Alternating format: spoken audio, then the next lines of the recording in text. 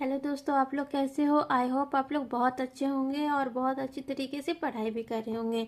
तो कल हम लोगों ने 30 MCQs पढ़े थे यूनिट फर्स्ट के। ठीक है। जिसमें कि शिक्षा अर्थ अवधारणा, ये जो चैप्टर फर्स्ट है उसमें से हम लोगों ने 30 MCQs पढ़े थे। आई होप आप लोगों ने उस वीडियो को देखा होगा, और अभी तक अगर नहीं देखा है तो देख लीजिए। और मेरे चैनल को अगर न्यू व्यूवर्स जो भी हैं वो अगर अभी तक आप लोगों ने मेरे चैनल को सब्सक्राइब नहीं किया है तो प्लीज जेनजी क्लासेस को सब्सक्राइब कीजिए और बेल आइकन दबा लीजिए ताकि आने वाली ऑल नोटिफिकेशन आपको मिलती रहे। ठीक है। तो ये हम आज से अभी से क्वेश्चन नंबर 31 पढ़ेंगे। ठीक है। एक क्वेश्चन नंबर 31 है कि एक धर्मनिरपेक्ष राज्य में क्या विशेषता होनी चाहिए। मतलब धर्मनिरपेक्ष राज्य जो होता है, जहां पर धर्म से रिलेटेड कोई मतलब धर्म को ज्यादा प्रिफेयर नहीं दिया जाता है, बल्कि आदमी इंसान और उसके जो है कि मैन वैल्यू को दिया जाता है। ठीक है। तो कैसा क्या विशेषता होनी चाहिए उसकी। तो किसी धर्म की शिक्षा नहीं, सब धर्मों की शिक्षा, नैतिक ज्ञान, अनैतिक आचरण। ठीक है। तो इसका आंसर क्या हो जाएगा कि ऐसा मतलब शिक्षा जिसमें कि सिर्फ एक किसी पार्टिकुलर धर्म के बारे में ना बता करके हम अपने बच्चों को सारे धर्म के बारे में सभी अच्छी अच्छी चीजें बताते हैं, ताकि उसके अंदर सब धर्म से रिलेटेड रिस्पेक्ट हो। ठीक है। किसी भी एक धर्म का जो है कि उसके अंदर कोई जो है कि ज्यादा मान्यता ना हो, बल्कि सब धर्मों के बराबर सभी धर्मों का एक जैसा मान और सम्मान होना चाहिए। देखो, हर लोग तो अपने अपने धर्म से रिलेटेड मतलब रखते ही हैं मान्यता, लेकिन ऐसा नहीं होना चाहिए कि जैसे कट्टर विरोधी होते हैं, वो वैसा नहीं होना चाहिए। ठीक है। हमें अपने धर्म के साथ साथ सभी धर्मों को बराबर मान्यता देनी चाहिए। तो इसी में इसका आंसर क्या हो जाएगा, सब धर्मों की शिक्षा। यही है धर्मनिरपेक्ष राज्य। तो हमारा राज्य कैसा होना चाहिए, धर्मनिरपेक्ष राज्य। हमारा इंडिया क्या है, धर्मनिरपेक्ष राज्य है। ठीक है। उसके बाद सांस्कृतिक विलंबना के प्रतिपादक हैं। सांस्कृतिक विलंबना के प्रतिपादक कौन है। ऑप्शन है मैकाइवर है, WC ऑसबर्न है, पेज है, या निमकॉफ है। तो ये जो आंसर हो जाएगा इसका WC ऑसबर्न हो जाएगा। ठीक है। विद्या विहीन नर पशु समान, ये जो संस्कृत का श्लोक है, ये विचार शिक्षा के विषय में किसने दिया है। ठीक है। भर्तृहरि जी ने, कबीर जी ने, गांधी जी ने, या स्वामी जी ने, यानी कि स्वामी विवेकानंद ने। ये किसने दिया है भाई। तो ये फर्स्ट नंबर ऑप्शन, जो फर्स्ट नंबर क्वेश्चन ये 33 का जो ऑप्शन नंबर फर्स्ट है, ये भर्तृहरि जी ने दिया है। ठीक है। अच्छा, भर्तृहरि ने शिक्षा के महत्व को दर्शाते हुए शिक्षा के महत्व को दर्शाते हुए विद्या विहीन नर पशु सामान्य, इस पुस्तक में लिखा था। क्या लिखा था इसके, जो भर्तृहरि ये जो पुस्तक है, इसमें उन्होंने क्या लिखा है। उपनिषद में लिखा है, ग्रंथ में लिखा है, नीति शतक में लिखा है, या वेद में लिखा है। तो ये जो है कि वेद में लिखा है। ठीक है। वेद में लिखा हुआ है ये।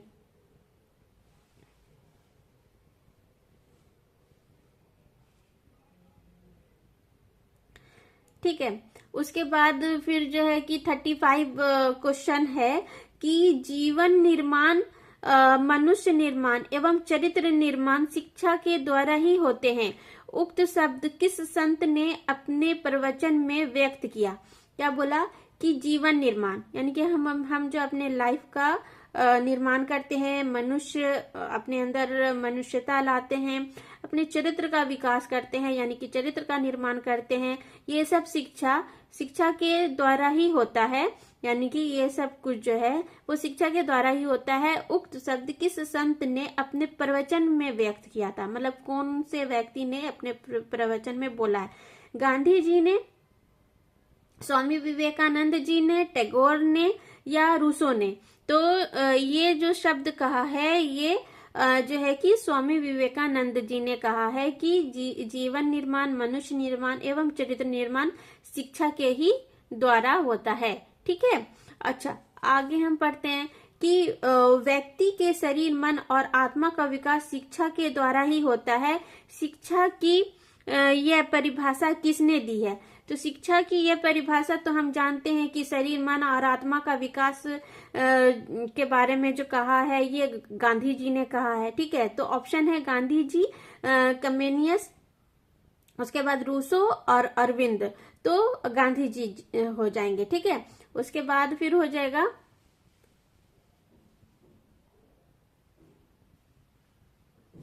देखो, संगमरमर के पत्थर के लिए जो महत्व मूर्तिकार का है वही महत्व आत्मा के लिए शिक्षा का है। ठीक है, मतलब एक मूर्तिकार जो होता है वो संगमरमर को किस तरह से तराश कर करके उसको एक अच्छी मूर्ति में बदलता है। ठीक है, एक अच्छा सा मूर्ति पत्थर काट काट कर करके उसको बनाता है। तो जो एक अच्छा संगमरमर होगा उसका एक अच्छी सी मूर्ति बनेगी। तो ये संगमरमर को तराशने वाला जो मूर्तिकार है उसको उसके लिए उस संगमरमर का जो महत्व होता है वही महत्व आत्मा के लिए शिक्षा का है कि हमारी आत्मा इस तरह की शिक्षा से पूर्ति हो उसकी, जिससे कि हमारे अंदर एक अच्छे चरित्र का, अच्छे जीवन का, अच्छे आत्मा का विकास हो, अच्छी जिंदगी का विकास हो। तो ये किसने कहा है? तो कुक ने कहा है, रूसो ने कहा है, ब्रूवेकर ने या एडिसन ने? देखो, तो ये जो क्वेश्चन नंबर 37 है इसका आंसर जो है कि एडिसन ने कहा है ये। ठीक है, एडिसन ने कहा है कि संगमरमर के पत्थर के लिए जो महत्व मूर्तिकार का है वही महत्व आत्मा के लिए शिक्षा का है। ठीक है, आई होप आप लोगों को समझ में आ रहा होगा। ठीक है, और उसके बाद फिर क्वेश्चन नंबर 38 है कि वेद के 6 अंगों में से एक अंग है। वेद के जो 6 अंग है उसमें से एक अंग क्या है? शिक्षा, भिक्षा, कक्षा या तर्क?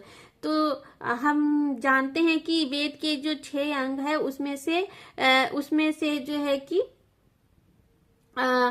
जो 6 अंगों में से एक अंग कौन सा है? शिक्षा है। ठीक है, कक्षा नहीं होता है, भिक्षा भी नहीं, तर्क मतलब कि शिक्षा होता है। ठीक है, शिक्षा होगा। उसके बाद शिक्षा के लिए प्रबोध शब्द का प्रयोग किस कवि ने किया? तो शिक्षा शब्द के लिए प्रबोध शब्द का जो प्रयोग है वो जो है कि किसने किया है? ऑप्शन है तुलसीदास ने, कालिदास ने, सूरदास ने या रामदास ने? तो ये जो है कि कालिदास ने किया है। ठीक है, कालिदास ने ये प्रबोध शब्द का उपयोग शिक्षा के लिए किया है। ठीक है, देखिए याद रखिएगा कौन सा जो है किसने क्या कहा है। ठीक है, जन्म से लेकर मृत्यु तक व्यक्ति को प्रभावित करने वाले तत्व शिक्षा के व्यापक स्वरूप के अंतर्गत आ जाते हैं। यह शब्द किसने कहा है? ठीक है, डमविल ने, प्लूटो ने या गांधी जी ने या टैगोर ने? तो जो है कि इसका आंसर हो जाएगा डमविल ने। ठीक है, उसके बाद शिक्षा का उद्देश्य है। शिक्षा का क्या उद्देश्य है? बालक को बलशाली बनाना।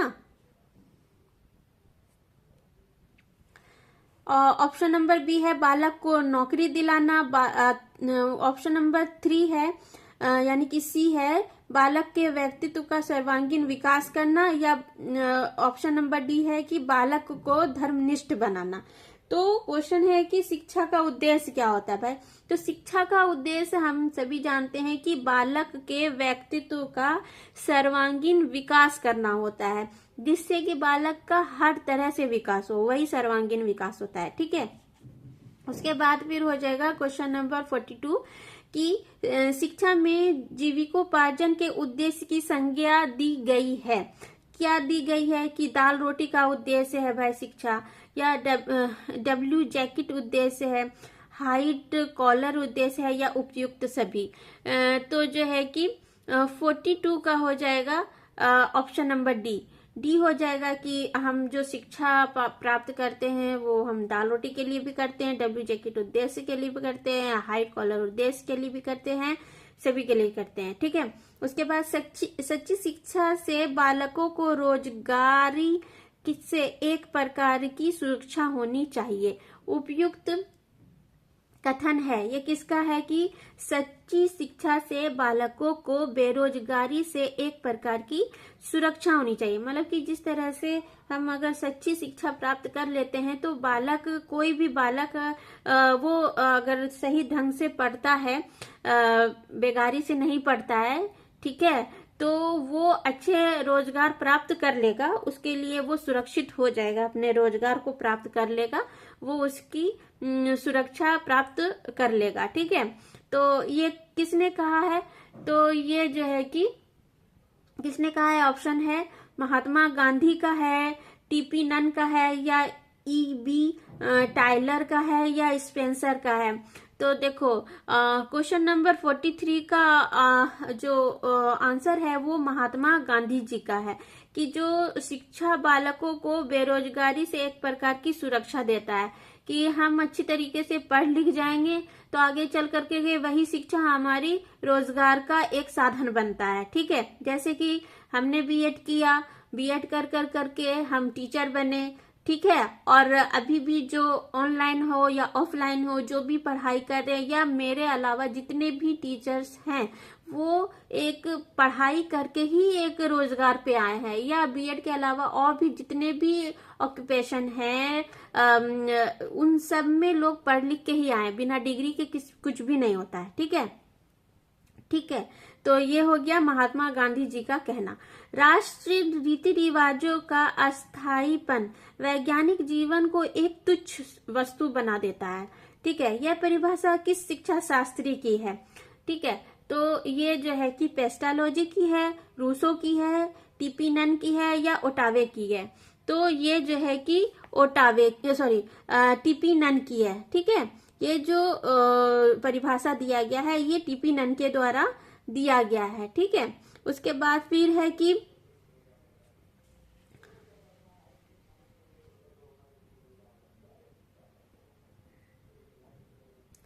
ये जो 45 क्वेश्चन है कि सामाजिक दक्ष व्यक्ति की निम्न में कौन सी विशेषता होती है? सामाजिक दक्ष व्यक्ति की निम्न में कौन सी विशेषता होती है? मतलब कि जो समाज के तरह से पूरी तरह से दक्ष व्यक्ति होता है उनमें से कौन सा विशेषता उसके अंदर होता है?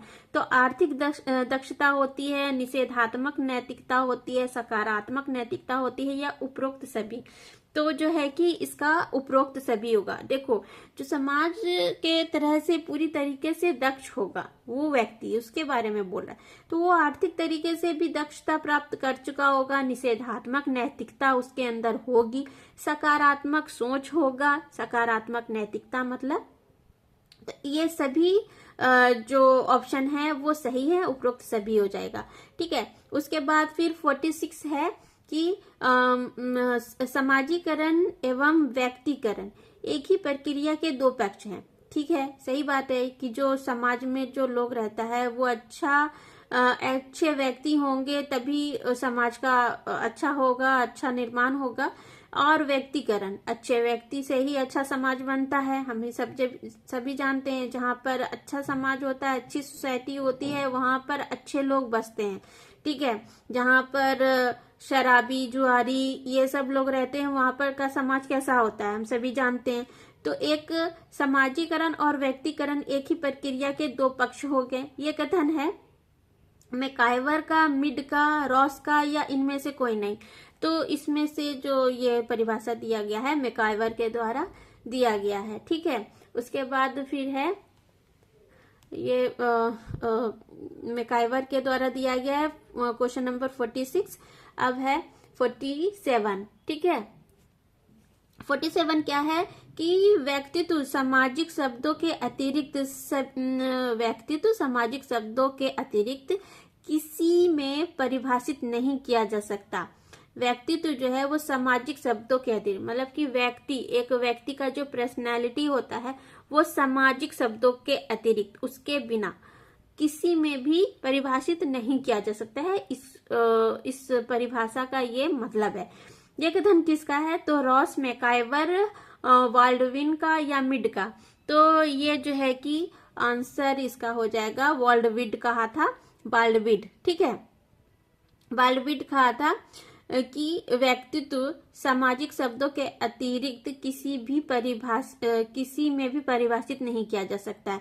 देखिए इसको आप याद इस तरह से कर सकते हैं कि जैसे कि ये क्वेश्चन व्यक्तित्व से शुरू हुआ है, वो और वो एक ही जैसे लगते हैं, तो व्यक्तित्व सामाजिक शब्दों के अतिरिक्त किसी में परिभाषित नहीं किया जा सकता।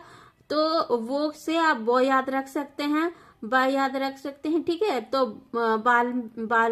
बाल्डविन हो जाएगा, बाल्डविन, ठीक है। इसका आंसर ये होगा, ठीक है। ये सब ट्रिक है जो कि एक मतलब ध्यान में आ जाता है कि जैसे ये क्वेश्चन पढ़ाए वैसे हम मेरे सामने ऑप्शन आया और झट से हम लोगों ने आंसर कर दिया, ठीक है। उसके बाद फिर है कि 48 नंबर क्वेश्चन है कि शिक्षा का उद्देश्य सत्य की जानकारी करना है तथा उसी के अनुसार उसे व्यवहार करना सिखाना है। मतलब कि शिक्षा का उद्देश्य क्या होता है? सत्य की जानकारी, मतलब सही जो बात है उसके लिए हम उसको समझने का हमारे अंदर क्या होता है? सही गलत पहचानने की शिक्षा आती है। शिक्षा यही होता है कि सत्य की जानकारी हमें होती है तथा उसी के अनुसार उसे व्यवहार करना सिखाना है और उसी सच के अनुसार हमको चलना होता है लाइफ में। हम शिक्षा का मतलब झूठ नहीं होता है, सच होता है, हमेशा याद रखना, ठीक है। तो ये विचार किस शिक्षाविद के हैं? तो गांधी जी का है, टैगोर का है, या सुकरात का है, या अरस्तु का है? तो ये जो परिभाषा दिया था सुकरात ने दिया था, ठीक है, कि शिक्षा का उद्देश्य सत्य की जानकारी। देखो इसमें भी ट्रिक है कि शिक्षा का उद्देश्य सत्य की जानकारी कौन रख रहा है?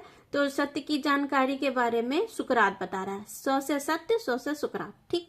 उसके देखो सब में ट्रिक बताते जा रही हूँ ताकि क्वेश्चन दिमाग में फिट हो जाए, आंसर भी याद रहे हमेशा, कभी भी नहीं भूले, ठीक है। आंसर क्वेश्चन देखते के साथ आंसर फट से दिमाग में आ जाए कि यही होगा, ठीक है। सुकरात, यानी कि सत्य की जानकारी किसने दी है शिक्षा में? सुकरात ने, ठीक। उसके बाद फिर है पेस्टालॉजी के अनुसार शिक्षा का उद्देश्य है, पेस्टालॉजी के अनुसार शिक्षा का क्या उद्देश्य है? व्यवहारिक, सामाजिक, नैतिक या सभी? तो ये सभी हो जाएगा क्योंकि हम व्यवहारिक तौर पर भी अच्छे बनते हैं, सामाजिक तौर पर भी, नैतिक तौर पर भी, और सभी मतलब सभी, ठीक। तो पेस्टालॉजी के अनुसार शिक्षा का उद्देश्य सभी हो जाएगा, ठीक। उसके बाद फिर क्वेश्चन नंबर है 50 क्या है कि उद्देश्य के ज्ञान के अभाव में शिक्षा उस नाविक के समान है। ये देखो ये बहुत इंपॉर्टेंट ये है परिभाषा है, ठीक है, कि उद्देश्य के ज्ञान के अभाव में शिक्षा उस नाविक के समान है जिसे अपने लक्ष्य का ज्ञान नहीं होता, और शिक्षार्थी उस पतवार विहीन नौका के समान है जो समुद्र की लहरों के थपेड़े खाती हुई तट की ओर बहती जा रही है। यह कथन किसका है? तो यह कथन जो है कि बीडी भाटिया का है, ठीक है ना। बीडी भाटिया ने ये कथन दिया था। ये हम लोगों ने यूनिट फर्स्ट में जब हम लॉन्ग और शॉर्ट क्वेश्चन पढ़ रहे थे तो उसमें था, लॉन्ग क्वेश्चन में था ये, ठीक है। तो ये हो गया। और उसके बाद फिर क्वेश्चन है 51 कि वे कौन से उद्देश्य हैं जो सामान्य रूप से संपूर्ण मानव जाति पर लागू होते हैं? मतलब कौन सा उद्देश्य है जो सामान्य रूप से संपूर्ण मानव जाति पर लागू होते हैं? ये क्या है, कौन सा उद्देश्य है? हाँ, तो ऑप्शन इसका क्या है कि वैयक्तिक, सार्वभौमिक, वशिष्ठ, और सामाजिक। तो इसमें आंसर क्या हो जाएगा? तो इसका आंसर हो जाएगा कि सार्वभौमिक। ठीक है ना। तो अच्छा, अब हम 52 नंबर क्वेश्चन क्या है कि किसने बताया कि शिक्षा का उद्देश्य शांति और युद्ध के समय निजी और सार्वजनिक कार्यों को उचित प्रकार से करने के लिए व्यक्ति को तैयार करना है। मतलब शिक्षा के क्या उद्देश्य बताया कि शांति और युद्ध के समय, जब शांति रहे देश में और जब युद्ध का समय हो तो अपना निजी खुद का निजी लाइफ जो होता है वो और सार्वजनिक कार्यों में उचित प्रकार से करने के लिए व्यक्ति को तैयार करना है, ये शिक्षा का उद्देश्य है। ये कौन बोला? तो ये जो है कि ऑप्शन है, फर्स्ट ऑप्शन क्या है? ऑप्शन नंबर ए हेंडरसन ने, बी नेपोलियन ने, सी मिल्टन ने और डी है प्लूटो ने। तो क्या किसने कहा?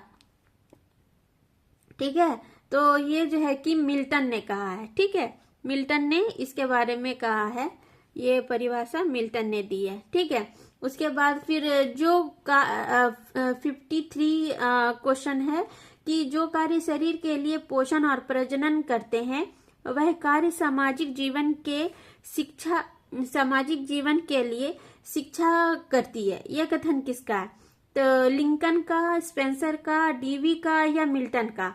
ठीक है, तो क्वेश्चन नंबर 3 का 53 का आंसर हो जाएगा सी। ठीक है, डीवी का कहना था। ठीक, डीवी का यही कहना था कि जो कार्य शरीर के लिए पोषण और प्रजनन करते हैं, मतलब जो हम कार्य करते हैं वो हमारे शरीर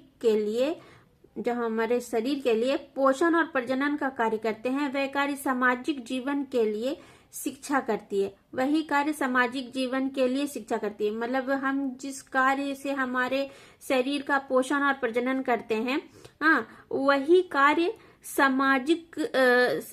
कार्य सामाजिक जीवन के लिए कौन करता है? शिक्षा करता है। ठीक है, ये कौन बोला था? तो ये डीवी का कहना था। ठीक है, तो आपको याद रखने के लिए इसमें हो गया कि जो शरीर के लिए पोषण और प्रजनन करे और वही कार्य जीवन के लिए शिक्षा करे, यह कौन बोला? डीवी बोला। प्रजनन पोषण सामाजिक जीवन के लिए वही काम शिक्षा करेगा, कौन बोलेगा? डीवी। ठीक है, अच्छा, उसके बाद फिर है कि 54 क्वेश्चन नंबर है कि शिक्षा का उद्देश्य व्यक्ति का मानसिक विकास करना है, इसे आप शिक्षा के कौन से उद्देश्य कहेंगे? मतलब जो है कि शिक्षा का उद्देश्य क्या होता है कि व्यक्ति का मानसिक विकास करना, इसे आप शिक्षा का कौन सा उद्देश्य कहेंगे? सामूहिक, व्यक्तिगत, सामाजिक या इनमें से कोई नहीं? तो इसका आंसर हो जाएगा व्यक्तिगत। हम व्यक्तिगत रूप से व्यक्ति का मानसिक विकास करना होता है, जो है वो व्यक्तिगत तरीका होता है। ठीक है, अच्छा, 55 क्वेश्चन नंबर है कि आई होप आप लोगों को अच्छी तरीके से समझ में आ रहा होगा। और मेरा जो कल का वीडियो था 30 और ऑब्जेक्टिव, उस कल के वाले वीडियो में मैंने पढ़ाया हुआ है। ठीक है, तो आप वहां जाकर करके वो 30 क्वेश्चन देख सकते हो और आराम से पढ़ सकते हो। ठीक है, अब है कि 55 क्वेश्चन नंबर है कि शिक्षा के उद्देश्य क्या हैं? तो शिक्षा के उद्देश्य क्या होते हैं भाई? जीविकोपार्जन करना, चरित्र निर्माण करना, शारीरिक विकास या उपयुक्त सभी। तो इस तरह का ऑप्शन तो हम सभी जानते हैं कि उपयुक्त सभी होगा, क्योंकि चरित्र का भी निर्माण होगा, जीविकोपार्जन का भी निर्माण होगा, शारीरिक विकास भी होता है। तो ऑप्शन नंबर डी जो है वो सही हो जाएगा। ठीक है, उसके बाद फिर है 56 क्वेश्चन नंबर कि प्रजनन में व्यक्ति स्वयं साध्य है और इसलिए शिक्षा का प्रमुख कार्य इसको अपनी शक्तियों के पूर्ण विकास के लिए अधिक से अधिक अवसर प्रदान करना है। यह कथन किसका है? ठीक है, तो शिक्षा आयोग ने दिया था, विश्वविद्यालय शिक्षा आयोग ने दिया था या माध्यमिक शिक्षा आयोग ने दिया था या इनमें से कोई नहीं? तो इसका आंसर हो जाएगा कि शिक्षा आयोग ने ये परिभाषा दिया है, ये कथन कहा है। ठीक है, कि प्रजातंत्र में व्यक्ति स्वयं साध्य है और इसलिए शिक्षा का प्रमुख कार्य उसको जो है कि अपनी शक्तियों के पूर्ण विकास के लिए अधिक से अधिक अवसर प्रदान करना है। यह कथन है शिक्षा आयोग का। ठीक है,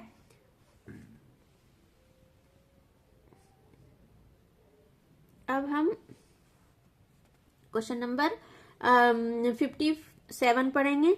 ठीक है, और 60 तक ये ऑब्जेक्टिव है इसमें, चैप्टर फर्स्ट में, यूनिट फर्स्ट के चैप्टर नंबर फर्स्ट जो है उसमें 60 ऑब्जेक्टिव्स हैं। ठीक है, 30 मैंने कल पढ़ाया था और 30 आज पढ़ाया है। ठीक है, आप उस वीडियो को देख लीजिएगा। ठीक है, अब है कि 57 नंबर क्वेश्चन है कि प्रसिद्ध शिक्षाविद पर्सिनन किस देश के निवासी थे। जो पर्सिनन जो थे वो अमेरिका के थे, इंग्लैंड के थे, रूस के थे या यूनान के थे। तो जो है कि इसका आंसर हो जाएगा रूस के थे। ठीक है, उसके बाद मैं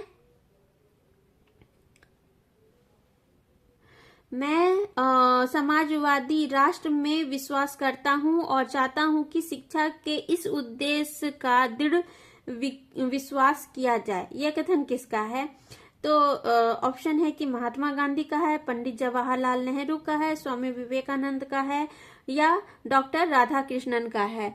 तो ये जो है कि आंसर हो जाएगा कि पंडित जवाहरलाल नेहरू का है। देखो इससे ये याद रखना है कि पंडित जवाहरलाल नेहरू जो है कि उन्होंने कहा था कि मैं समाजवादी राष्ट्र में विश्वास करता हूं और चाहता हूं कि शिक्षा के उस उद्देश्य का दृढ़ विश्वास किया जाए। क्योंकि उनको एक अच्छा समाज बनाना था और उस समाज से अच्छा देश बनाना था। ठीक है, तो ये था पंडित जवाहरलाल नेहरू का कहना। ठीक है, अच्छा, अब 59 क्वेश्चन नंबर है कि निम्न में से राष्ट्रीय लक्ष्यों के संदर्भ में शिक्षा का सामाजिक उद्देश्य कौन सा है? ऑप्शन नंबर ए है सामाजिक उत्तरदायित्व की भावना का विकास, और उसके बाद बी है मानसिक विकास, सी है सांस्कृतिक विकास और डी है व्यवहारिक कुशलता की उन्नति। तो इसका आंसर हो जाएगा कि ए हो जाएगा। ठीक है, मतलब ऑप्शन नंबर ए हो जाएगा कि सामाजिक उत्तरदायित्व की भावना का विकास। क्वेश्चन को समझो, क्या है कि निम्न में से राष्ट्रीय लक्ष्यों के संदर्भ में हम कौन सा लक्ष्य रख रहे हैं? राष्ट्र का लक्ष्य रख रहे हैं, उसका संदर्भ कर रहे हैं। में शिक्षा का सामाजिक उद्देश्य कौन सा है? तो सामाजिक उत्तरदायित्व की भावना का विकास। हम अपने लोगों के अंदर क्या भरना चाह रहे हैं? सामाजिक उत्तरदायित्व। जो समाज के लिए हमारा जो उत्तरदायित्व है उसकी भावना का हमको समाज के लोगों में विकास करना है। ठीक है, अच्छे समाज का विकास करना है। ठीक है, ना तो धर्म का या जाति का या ऊंच नीच का कोई भी भेदभाव हमको नहीं रखना है। हम सब एक हैं, यही भावना हमारे अंदर होनी चाहिए। ठीक है, उसके बाद फिर है कि जीवन को पूर्णता प्रदान करने का उद्देश्य किस शिक्षाविद की देन है? प्लूटो का है, डॉक्टर राधा कृष्णन का है या हर्बर्ट स्पेंसर का है या अरस्तू का है? तो ये जो आंसर होगा ये मेरा तो मन यही कर रहा है कि आप जो है कि कमेंट में आंसर करो, क्योंकि मैंने आपको यूनिट फर्स्ट का ये बताया हुआ है। लेकिन चलो मैं बता देती हूँ, आगे के लिए आप वीडियो को जरूर देखना और देख करके जब मैं ऑब्जेक्टिव क्वेश्चन पढ़ाऊं तो उसका जवाब भी देने के लिए कमेंट में जरूर लिखना। ओके, तो चलो ये आंसर मैं बता देती हूँ, हर्बर्ट स्पेंसर का है। ठीक है, हर्बर्ट स्पेंसर ने कहा था कि जीवन को पूर्णता प्रदान करने का उद्देश्य किस शिक्षाविद की देन है, कि हम जीवन में पूरी तरीके से पूर्णता प्रदान करें, अपने जीवन को पूर्णता प्रदान करने का उद्देश्य किस शिक्षाविद का था? हर्बर्ट स्पेंसर का था। ठीक है, तो चलो आई होप आप लोगों को अच्छी तरीके से समझ में आया होगा। हर क्वेश्चन का हर ऑप्शन पढ़ करके उसमें मैंने ट्रिक भी बताया है, जिसमें ट्रिक यूज होता है उसमें ट्रिक यूज करिए, जिससे कि आपको ऑप्शन याद रहे, और परिभाषा तो आपको याद करना ही पड़ेगा। ठीक है, तो चलिए आज के लिए इतना ही। आई होप आप लोगों को अच्छे तरीके से समझ में आया होगा, और कमेंट कीजिए, जरूर कीजिए, और बताइए कि पढ़ाई मेरी कैसी लग रही है आपको। और मेरे चैनल को जो न्यू व्यूवर्स हैं वो प्लीज प्लीज प्लीज सब्सक्राइब कीजिए, और आप लोग जिन तक भी मेरी वीडियो पहुंच रही है वो प्लीज एक अच्छे काम की शुरुआत कीजिए, शेयर कीजिए दूसरों तक मेरी वीडियोस को, ताकि उन तक भी ये वीडियो पहुंचे और वो भी अच्छी तरीके से पढ़ाई करें। तो चलिए जेनजी क्लासेस को अब इजाजत दीजिए, कल फिर से मुलाकात होगी, और हम फिर से ये जो चैप्टर 2 है यूनिट का वो हम पढ़ेंगे। ठीक है, मतलब शिक्षा के अभिकरण। ठीक, तो चलो अब आज के लिए इतना ही। अपना बहुत बहुत ख्याल रखना, अपना और अपने फैमिली का बहुत बहुत ख्याल रखना। Take care, bye bye. ठीक है।